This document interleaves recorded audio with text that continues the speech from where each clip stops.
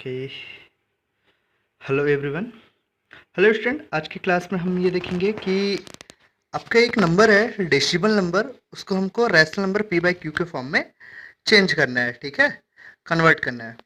तो सपोज हमारे पास एक नंबर है, क्या है ये नंबर 0.333। ठीक है, जिसको हम क्या क्या लिख सकते हैं 0.3 बार। ये जो ऊपर लाइन लगा तो उसको हम क्या कहते हैं, बार।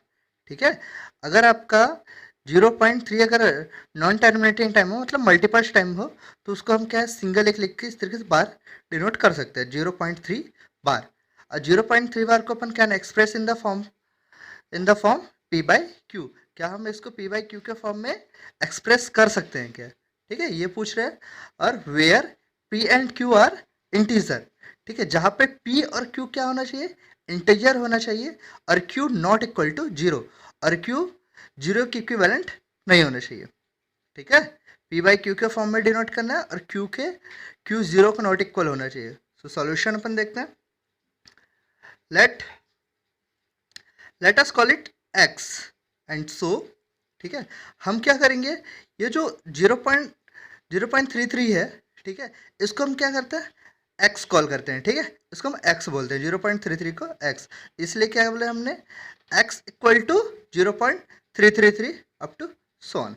ठीक है, बिकॉज ये नॉन टर्मिनेटिंग नंबर है इसलिए डॉट डॉट डॉट कर दिया हमने। तो 0.33 को हमने क्या बोला, एक्स माना।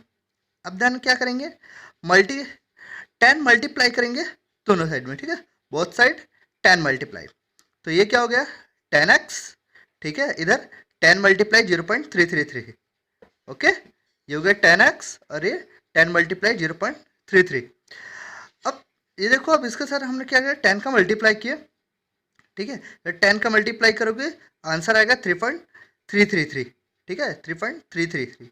एक्चुअली क्या होता है, जब आपका ये नॉन टर्मिनेटिंग नंबर हो, आप सामने 10 100 किसी भी मल्टीप्लाई करते हो, तो जितने जीरो है उतने टाइम्स आपका ये पॉइंट रिप्लेस होता है। ठीक है, ये क्या इंक्रीज होता है। ये यहाँ पे था जीरो को बाद है आप पॉइंट था, यहाँ पे 10 है, सिंगल जीरो है, तो देखो ये पॉइंट यहाँ पे आ गया, इसलिए 3.33 हो गया। ठीक है, ये नॉन टर्मिनेटिंग था इसलिए क्या हो गया 3.3333।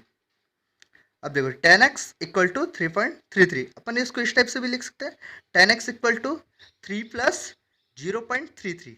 ठीक है, ये पॉइंट है इसलिए 3 अलग हुआ।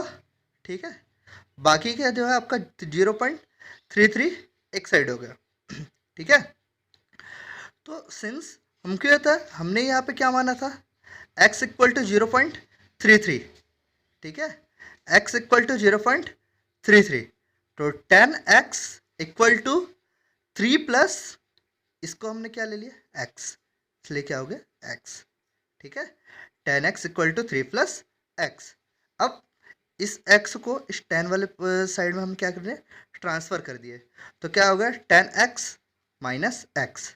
ठीक है, 10x माइनस x। अब 10 में कुछ मतलब 1 है, 1 माइनस हो तो क्या आ गया 9x। ठीक है, 9x इक्वल टू 3। अब इस 9 को मैं 3 वाले पोर्शन में ट्रांसफर किया, यहाँ पे मल्टीप्लाई था, आके यहाँ पे आ गया डिवाइड, तो ये यहाँ पे क्या हो गया 9x इक्वल टू 3/9।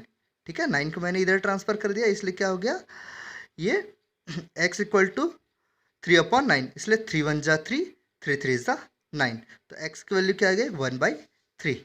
x की वैल्यू क्या आ गई 1/3। आपको यही करना था। ठीक है, ओके।